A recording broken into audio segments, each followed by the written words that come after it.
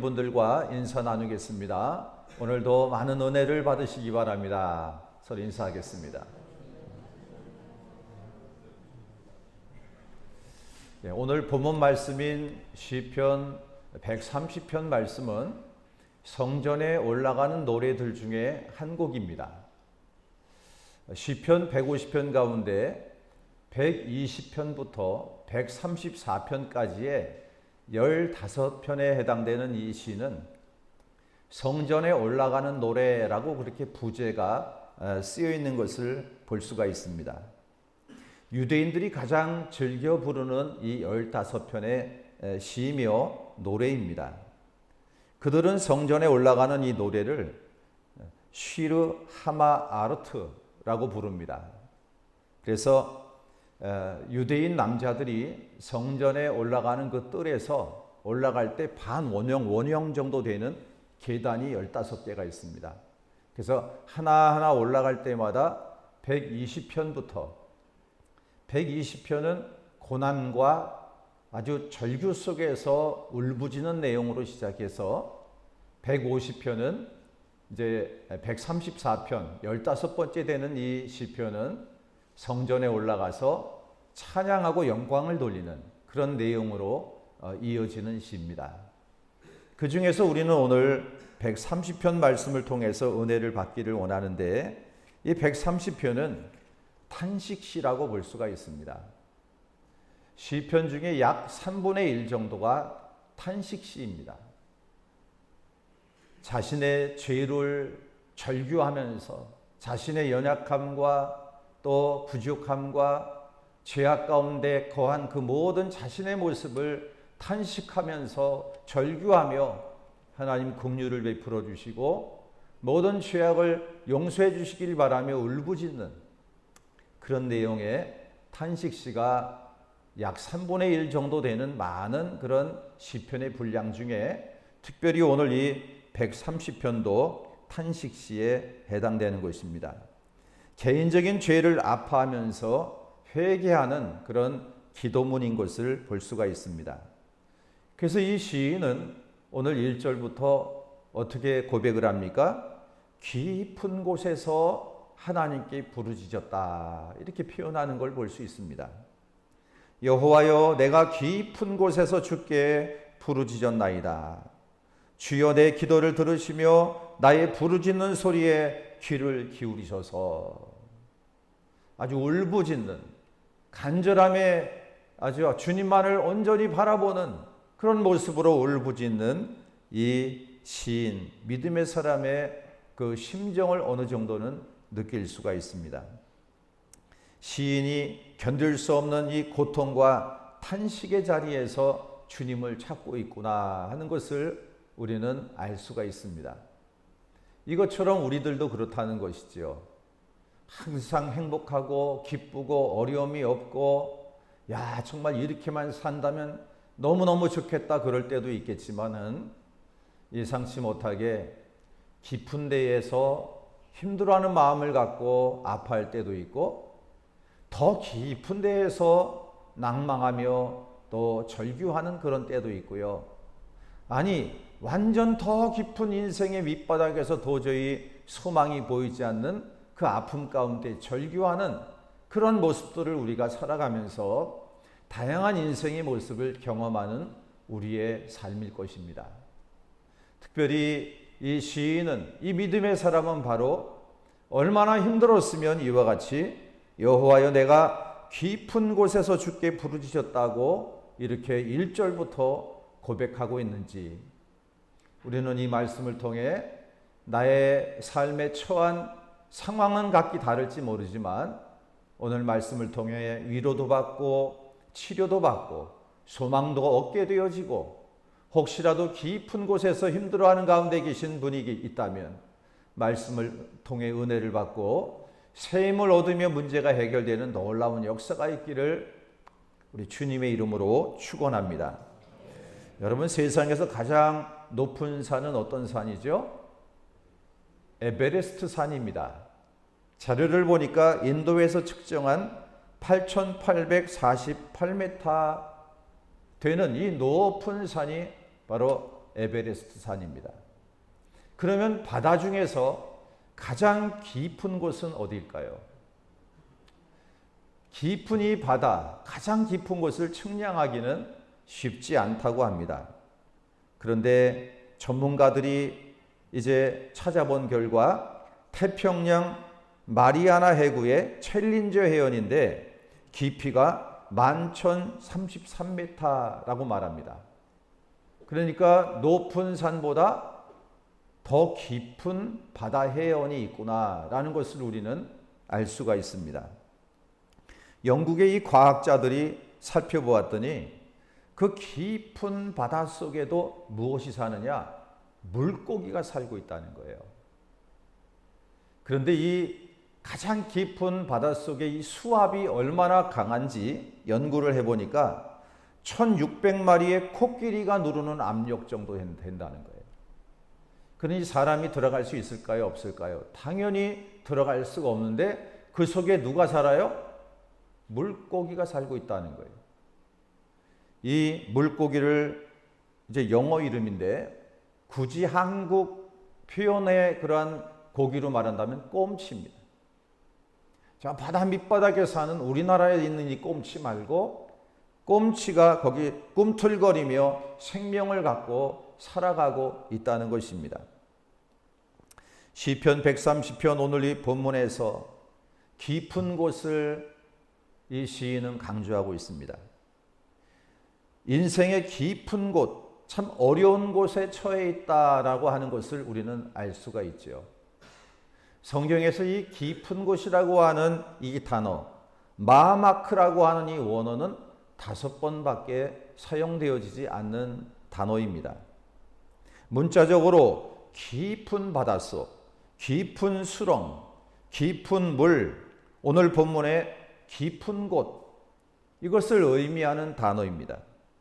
사람이 겪는 가운데 이겨내기 어려운 너무 고통스럽고 너무 힘든 그런 상황을 깊은 바다로 표현하곤 합니다. 살다 보면은 그런데 빠지기 싫은데 그런 어려운 환경에 처하기는 어려운데 믿음의 사람인 이 시인은 그런 어려운 상황에 처해 있다고 말하고 있는 것입니다. 바다의 깊은 곳처럼 인생 삶에도 깊은 곳이 있다고 하는 것이지요. 예를 들면 어떤 때 그런 경험을 합니까?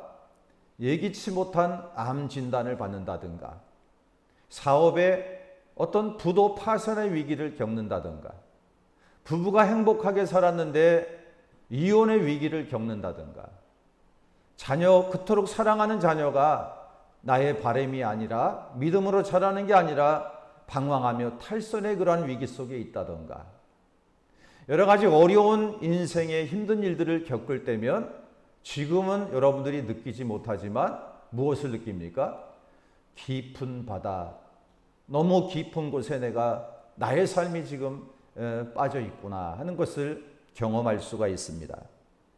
마치 요나는 깊은 바다 큰 물고기 속에서 스올의 고통, 바로 지옥의 고통을 경험하면서 내가 지금 깊은 바다 속에 있다라고 고백을 하는 모습을 볼 수 있습니다. 야곱을 우리가 살펴볼 때 야곱은 언제였을까요? 야곱은 집을 떠나 이제 외삼촌 라반의 집으로 가다가 광야에서 돌베개하고 누워서 이제 앞으로 어떻게 되어질지 모르는 막막한 상황 속에서 그는 이것이 깊은, 나의 인생의 깊은 이런 바다와 같은 곳이 아닐까.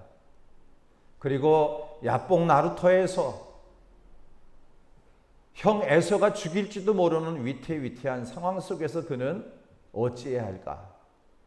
앞으로도 뒤로도 갈 수 없는 막막한, 나의 힘으로는 어떻게 감당할 수 없는 여러 가지 상황 속에서 이 야곱은 그것이 바로 깊은 곳이었을 것입니다. 요셉이라고 하는 사람도 믿음으로 살려고 부단히 애를 쓴 사람이지만 오해와 누명을 쓰고 감옥에 갇혔을 때 그는 이것이 바로 깊은 곳이 아니었겠습니까? 다니엘도 신앙을 지키기 위해서 늘 주님을 바라보았지만 정적들에 의해서 목숨을 잃을 위기에 처해 있고 사자굴에 들어갔을 때 그는 그것이 바로 예상치 못한 깊은 인생의 바다였을 것입니다. 바로 이 인생의 깊은 곳은 무엇을 의미하는 것이겠습니까? 고난과 시련을 의미한다고 말할 수 있을 것입니다. 너무 깊어서 무엇을 어떻게 해야 할지 모르는 막막한 상황을 말하는 것입니다. 그것은 마치 바다 깊은 곳은 너무 깜깜합니다. 깜깜하기 때문에 어찌 헤어나가야 할지 모르는 그런 어둠의 상황을 말한다고 볼 수가 있습니다. 하지만 바다 깊은 곳에 꼼치라고 하는 이 물고기가 사는 것처럼 그는 절망하지 않고 꿈틀거리며 움직이고 있는 모습을 볼 수 있습니다. 그리고 그 깊은 곳에서 하나님을 바라보고 있는 이 믿음의 사람의 신앙을 우리는 발견할 수가 있는 것입니다. 인생의 깊은 곳에서 여러분 믿음의 사람들은 어떻게 해야 될까요? 그것을 우리에게 보여주고 우리도 그렇게 살라고 말씀해주고 있는 것입니다. 예상치 못한 인생의 깊은 곳에 처하게 된다면 여러분 이렇게 이겨나가십시오. 첫 번째는 기도해야 된다는 것입니다. 1절 2절입니다. 여호와여 내가 깊은 곳에서 주께 부르짖었나이다. 주여 내 소리를 들으시며 나의 부르짖는 소리에 귀를 기울이소서. 시인은 깊은 곳에서 먼저 기도하기를 시작하는 것입니다. 그런데 보통 그냥 가볍게 하는 기도가 아니라 부르짖는 기도를 드리고 있는 것입니다. 그냥 기도할 수가 없어서 통곡하고 애통하며 울부짖고 있습니다. 이것이 인생의 깊은 곳에 처한 믿음의 사람들이 행해야 될 모습이라고 하는 것입니다. 부르짖는 기도는 어떤 기도일까요? 이 부르짖는 기도에는 두 가지의 의미가 담겨 있습니다. 하나는 부르짖는 기도는 간절한 기도라는 거예요. 여러분 말도 그렇지 않습니까? 보통 말할 때와 절박한 순간에 말할 때에는 차이가 있습니다. 이것처럼 간절한 기도는 그 어원이 어떤 때 사용되는 그 단어 속에서 이제 표현되어졌냐 하면은 두 가지가 있는데 하나는 해산하는 여인이 절규하면서 아이를 출산할 때 그러한 이 울부짖음을 말하는 것입니다. 우리 여자 성도님들 아이 낳을 때 웃으면서 난 너무 행복해 그러면서 아이 낳으셨습니까? 대부분이 자녀를 낳을 때는 물과 피를 쏟으며 온 힘을 다해서 아픔 속에 절규하면서 그렇게 울부짖으며 낳아요. 그 부르짖음, 이 간절함을 여기서 말하고 있는 것입니다. 또 한 가지 어원의 특징은 위급하고 절박한 순간에 구조와 도움을 요청할 때 쓰이는 말입니다. 예를 들면 여러분 가다가 갑자기 교통사고가 났는데 너무나 엄청난 사고입니다. 누군가의 도움이 필요합니다. 또는 집에 불이 났습니다. 또는 물에 빠져 죽어갑니다.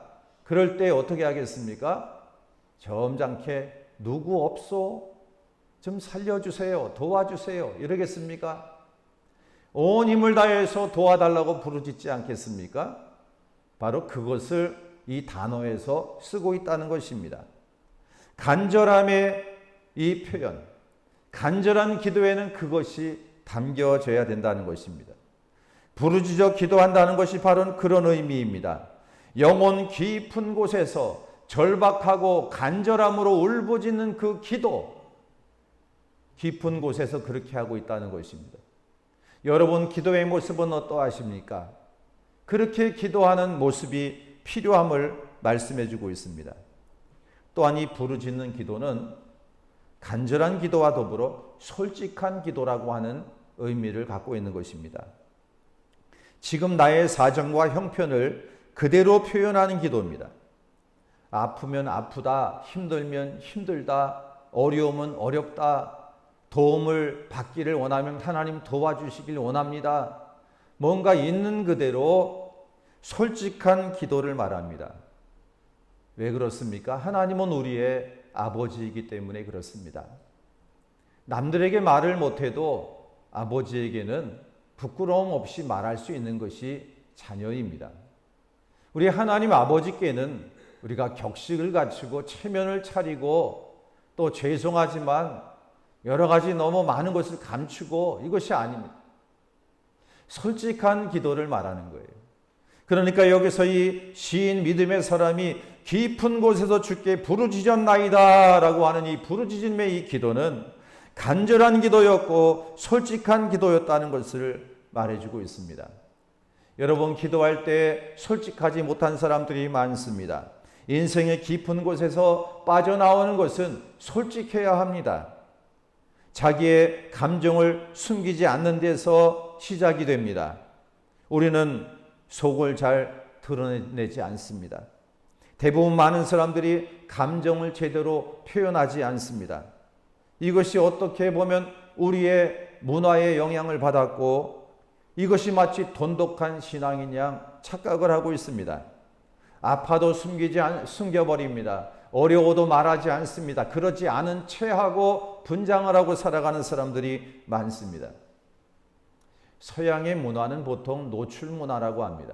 그런데 우리 동양의 문화는 숨기는, 감추는 문화 속에서 살아왔습니다. 특히 숨기는 문화에 영향을 많이 준 것은 우리나라 같은 경우 유교의 영향입니다. 이 유교의 영향 중에 이 양식 중에 하나가 있다면은 체면 문화거든요. 양반은 얼어 죽어도 곁불은 쬐지 않는다 이런 말이 있어요. 양반은 비가 와도 어때요? 뛰어가면 안 되죠. 양반인데 이게 있는 거예요. 사대부 가문에서는 아무리 자식이 귀여워도 사랑의 표현을 하지 않고 우리 선조 때만 돼도 어땠습니까? 자녀를 낳아도 아들인지 딸인지 물어보지도 못했어요. 그런 시대가 바로 얼마 지나지 않았습니다.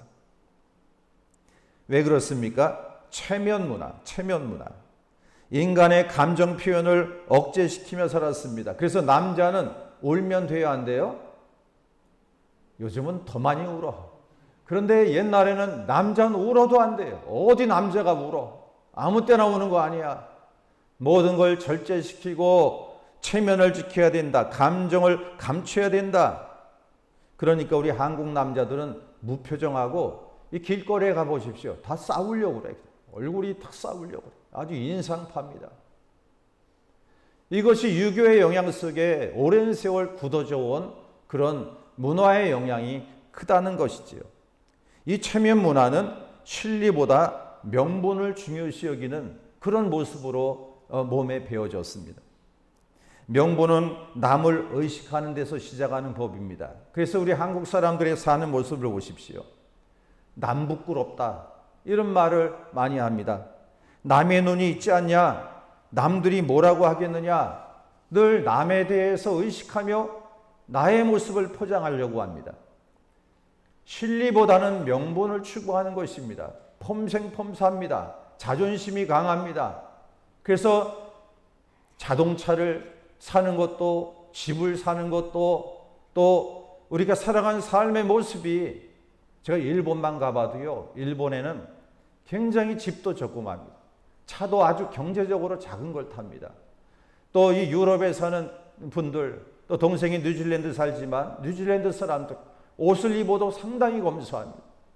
우리 한국 사람들은 어떻습니까? 곧 죽어도 대출 내서도 난 옷을 제일 좋은 거 입을 거야. 제일 좋은 집에서 살 거야. 왜냐? 보는 눈이 있잖아. 가오가 있어야지. 예? 남들이 뭐라고 생각하겠어? 이런 모습이 우리 한국 사람들에게는 배어 있는 것이죠. 그리고 나쁜 건 어떻습니까? 어려운 것, 부족한 것, 힘든 것은 다 감추려고 합니다. 체면. 그러나 여러분, 믿는 자는 달라야 합니다. 좋을 때는 좋은 것을 표현할 줄 알고 힘들 때는 힘든 것을 표현하는 그런 성도가 되어야 합니다. 울 때에는 마음껏 울 수 있어야 합니다. 특히 깊은 곳에서 아플 때 더욱 표현해야 합니다. 부르짖는 기도로 나아가야 된다라고 말하고 있습니다. 간절하게 하나님을 찾고 지금 나의 심정을 하나님께 솔직하게 아뢰는 것, 이것이 바로 깊은 데 빠져 있는 사람이 헤어나올 수 있는 그런 방법인 것을 알려주고 있습니다. 성도 여러분, 아플 땐 아프다고 하십시오. 힘들 때 힘들다고, 도움이 필요할 땐 도와달라고 말할 수 있는 우리 성도들이 되시기를 바랍니다. 성경에 소개된 이 믿음의 사람들은 인생의 깊은 곳에서 동일하게 부르짖는 기도를 드렸다고 말씀하고 있습니다. 오늘 본문은 다윗의 시로 추정하고 있습니다마는 다른 시편을 보게 되면 다윗이 시편 18편에서 이렇게 고백합니다. 내가 환난 중에서 여호와께 아뢰며 나의 하나님께 부르짖었더니 그가 그의 성산에서 내 소리를 들으시며 그의 앞에서 나의 부르짖음이 그의 귀에 들렸도다 말하고 있습니다. 다윗도 어려울 때마다 부르짖었다는 것입니다. 하나님, 나의 부르짖음을, 나의 기도를 들어주시옵소서. 그때 하나님이 들어주셨다, 응답해 주셨다고 고백하는 것을 보게 됩니다. 한나라고 하는 이 믿음의 여인도 서럽고 괴로울 때 하나님을 의지하며 심한 통곡과 눈물로 하나님께 기도를 드렸다고 고백을 합니다. 우리가 잘 아는 요나는 불순종하여 결국은 이제 집어 던짐을 당해서 큰 물고기 뱃속에 들어갔습니다. 그러나 그는 요나서 2장 1, 2절을 보게 되면 요나가 물고기 뱃속에서 그의 하나님 여호와께 기도하여 이르되 그랬습니다. 다 어려움 중에 빠진 믿음의 사람들은 기도했다는 것입니다. 조용한 기도가 아니라 부르짖어 기도했다고 말합니다. 내가 받는 고난으로 말미암아 여호와께 불러 아뢰었더니 주께서 내게 대답하셨고 내가 스올의 뱃속에서 부르짖었더니 주께서 내 음성을 들으셨나이다. 할렐루야.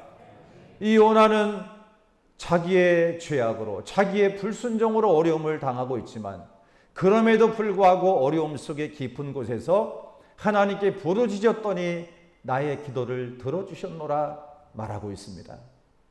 여러분, 어떤 상황 속에 이유도 모릅니다. 원인을 모릅니다. 그러나 힘든 일들이 있다면 하나님께 부르짖는 가운데 주님의 놀라우신 구원의 은혜를 받는 성도님들이 되실 수 있기를 축복합니다. 인생의 깊은 곳에서 지혜로운 믿음의 사람들이 선택하고 제일 먼저 해야 할 일은 무엇이라고요? 기도해야 하는데 그냥 기도가 아니라 하나님께 부르짖어 기도하는 우리 모든 사랑하는 성도들 되시기를 주의 이름으로 축원합니다. 두 번째는 자기를 돌보아야 한다. 이렇게 말씀하고 있습니다. 3절 4절입니다. 여호와여 주께서 죄악을 지켜보실진대 주여 누가 서리이까? 그러나 사유하심이 주께 있음은 주를 경외하게 하심이니이다 라고 말하고 있습니다. 시인은 인생의 깊은 곳에서 하나님께 부르짖었습니다. 그런데 간구하면서 자신이 죄가 많은 존재임을 깨닫습니다.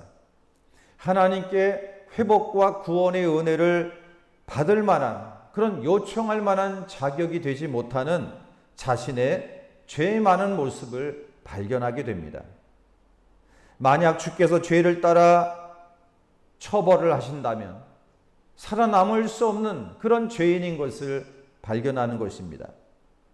여러분, 이것이 깊은 곳에서 발견한 시인의 고백이라는 거예요. 깊은 곳에 있을 때, 어려움에 있을 때 우리가 해야 하는 것은 자신을 발견해야 하는 것입니다. 누구 탓하는 게 아니라 어려울 때 누구를 바라보라고요? 내 자신을 살펴야 된다는 것입니다. 사람이 평온할 때에는 자기를 잘 살펴보지 않습니다. 어려움이 없을 때에는 자신을 돌아보지 않습니다. 그러나 예기치 못한 큰 어려움이 있을 때 자신을 살펴보는 기회로 삼게 됩니다. 억지로라도 어려움이 있을 때에는 자기를 돌아보게 되는 기회가 되는 것입니다. 믿음의 사람일수록 아주 깊이 자기를 들여다보게 됩니다. 내가 죄인이고 감히 하나님 앞에 설 수 없는 죄인이구나. 내가 그동안 얼마나 막 살아왔는가. 하나님을 믿는다고 하면서도 얼마나 동떨어진 그런 삶을 살아왔는가. 이 고난으로 인해서 깊은 곳에서 주님을 찾게 됩니다. 주님 앞에 죄를 회개하게 되고 주님께로 돌아오는 기회를 삼는 것을 볼 수가 있습니다.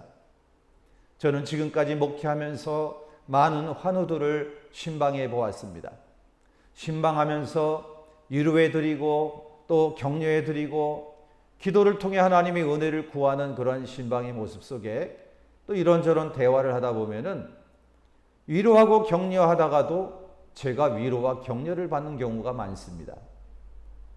아픔을 겪는 분들이 처음에는 받아들이기 어려웠고 너무 힘들었는데 깊은 그 하나님과의 만남을 통해서 그 어려움 가운데 신앙이 깊어지더라고요. 신앙이 성숙되더라고요. 그리고 건강할 때 생각하지 못하던 걸 생각하고 건강할 때 보지 못했던 것들을 보기 시작합니다.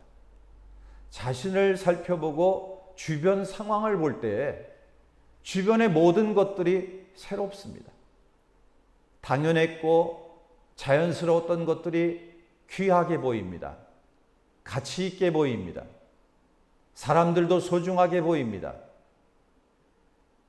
주변이 바뀌어진 게 아니라 내가 바뀌어지기 때문입니다. 이처럼 여러분 이 깊은 곳에서는 자신을 돌아보게 되는 큰 유익이 있는 것을 볼 수 있습니다. 우리 노회 선배 목사님 중에 약 4년 전에 뇌경색으로 쓰러지신 분이 계십니다. 이분이 처음에는 그랬대요. 몸이 고장난 것도 너무너무 서글프고 감당하기 어려운 고난이었다는 것입니다. 뇌경색으로 여러분 쓰러지면 말이 어눌해서 말이 잘 안 되고 침을 흘리고 그렇게 운동을 잘했던 너무 정말 선수에 가까운 운동을 잘했던 분이 혼자 걸을 수도 없습니다. 눕고 일어나는 것도 혼자 어렵습니다. 그런 상황이 하루아침에 그렇게 돼버린 거예요. 이분이 이런 고백을 합니다.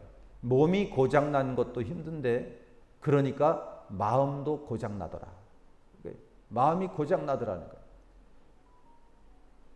너무너무 감당하기 어려운 힘든 것들이 몰려오더라는 거예요. 그 절망의 늪에 빠지게 되는 것이죠. 자존심이 상하고 무력감에 빠지게 됩니다. 부정적인 생각이 가득하고 오해와 편견이 생기더라. 그런 말을 합니다. 그런데 열심히 기도하며 나름대로 그 어려움 중에도 감정은 그대로잖아요. 믿음은 그대로지 않습니까? 그 깊은 상황 속에서 하나님을 의지하면서 계속 기도하며 지금도 싸우고 이겨나가고 계십니다. 그분이 지난주에 글을 쓴 내용을 카톡을 통해서 읽게 되었는데 그분이 이런 내용을 말하더라고요. 물고기 중에 코이라고 하는 물고기가 있답니다.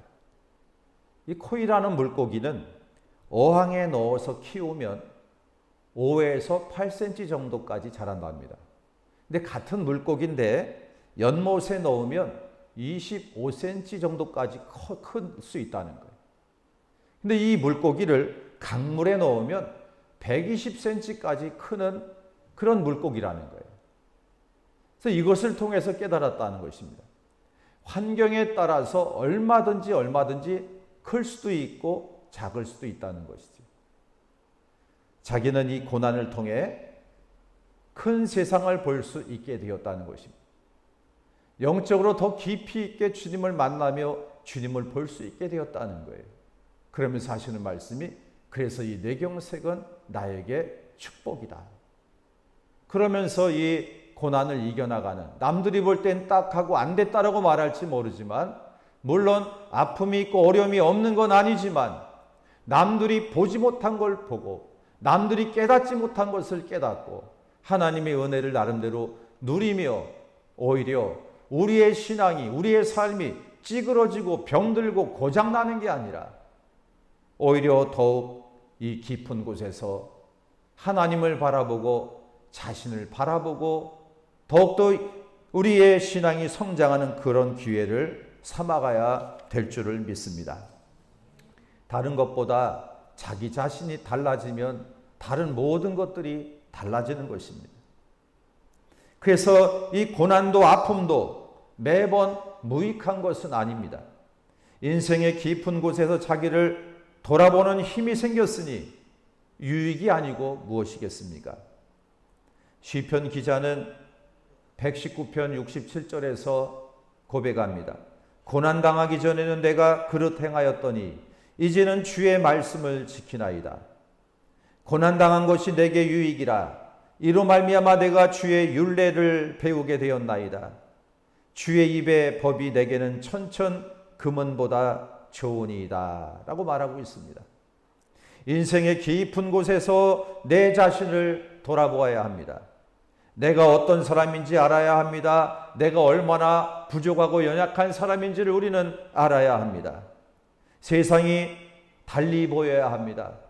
하나님을 만남으로 그 큰 은혜 속에 새 힘을 얻어야 합니다.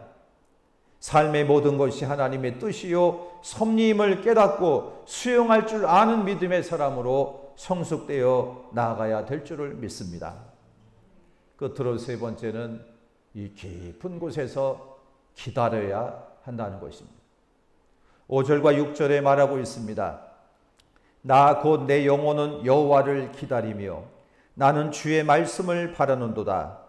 파수꾼이 아침을 기다림보다 내 영혼이 주를 더 기다리나니 참으로 파수꾼이 아침을 기다림보다 더하도다. 라고 말합니다. 시인은 인생의 깊은 곳에서 부르짖으며 기도하고 자기를 돌아보며 하나님을 깊이 있게 만나더니 이제 기다리겠다고 고백합니다. 기다림을 다짐하고 있습니다. 깊은 곳에서 우리가 할 수 있는 것은 기다리는 것입니다. 여러분, 인생은 기다림입니다. 이 기다림을 파수꾼이 아침을 기다리는 것으로 묘사하고 있습니다. 전쟁 시에 이 파수꾼의 이 임무는 사명은 굉장히 중요합니다. 파수꾼이 아침을 기다리며 밤새 어떻게 합니까? 우리 아군들이 편히 쉴 수 있도록 보살핍니다. 이것처럼 내 자신을 잘 지켜나가야 합니다. 그러면 적군들이 오는지를 경계하며 깨어 있어야 되는 것이 파수꾼입니다. 제가 군 생활할 때에도 불침번을 하고 또 초소를 돌며 2시간 동안 지키며 이제 새벽 시간을 맞이할 때면 그 깜깜함 속에서 특히 어려울 때가 언제냐? 겨울 같은 때입니다. 추운데 보초를 쓰는 겁니다. 얼마나 추운데요. 낙동강 강바람이 불어옵니다. 제가 부산에서 군 생활했기 때문에 얼마나 추운지. 그런데 훈련을 많이 하거나 그랬으면 어떤가? 밤에 얼마나 또 졸린데요. 피곤하고. 추우면 안 졸려야 되는데요. 그렇게 추운데 그렇게 또 잠이 와요. 근데 더 힘든 건 뭐냐? 옆에 있는 고참이 괴롭혀. 그건 더 힘든 거예요. 그런데 이 파수꾼은 지키는 거예요. 그러면 때가 되니 날이 밝아오기 시작해요. 또는 교대하는 시간이 오더라고요. 여러분의 이 깊은 곳은 끝이 아닙니다.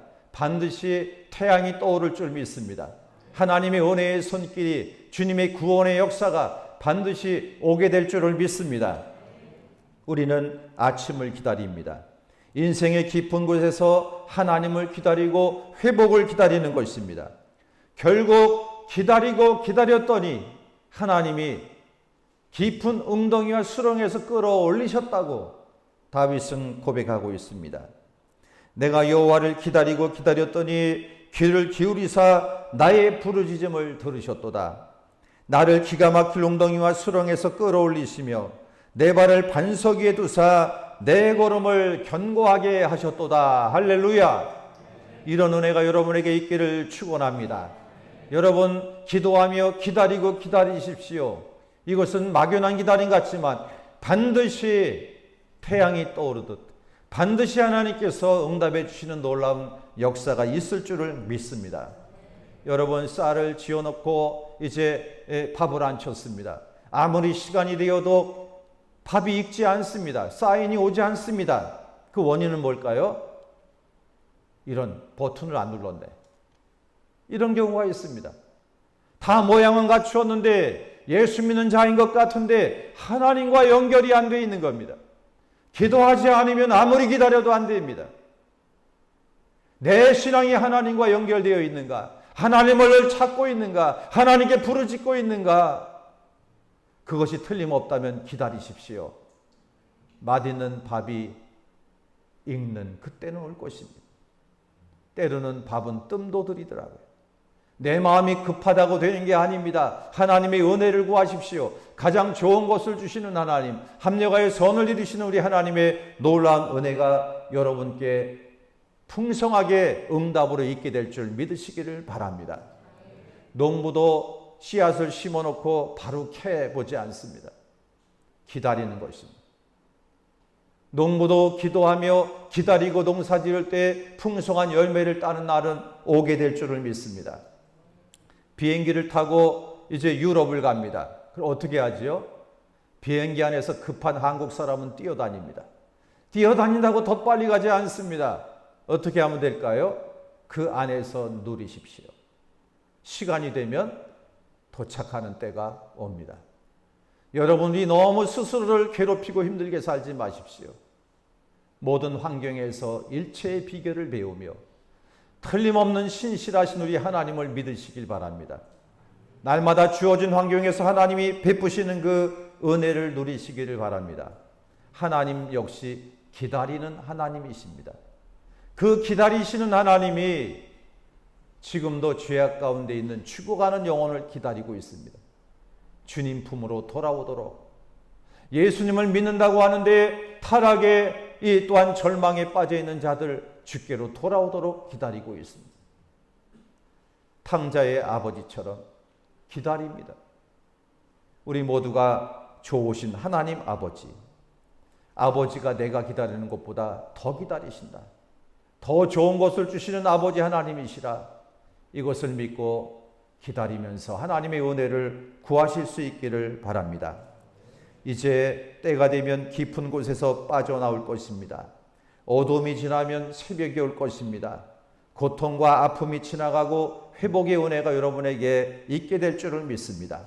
하나님의 능력의 손이 함께 하시고 그렇게 역사하실 줄을 믿습니다.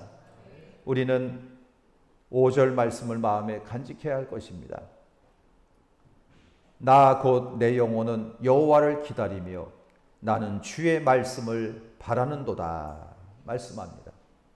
힘들고 어려운 삶이지만 하나님의 말씀을 통해 위로를 받으며 깊은 곳에서 부르짖으며 기도할 때 주님을 만날 것입니다. 하나님의 말씀을 바라는도다. 이것을 우리에게 간직해야 합니다. 막연한 기다림이 아닙니다. 하나님의 말씀을 붙들고 믿음으로 살아갈 때 반드시 하나님께서는 그 약속을 지키시는 때가 올 줄을 믿습니다.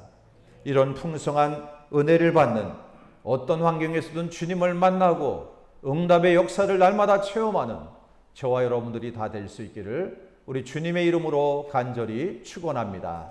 아멘.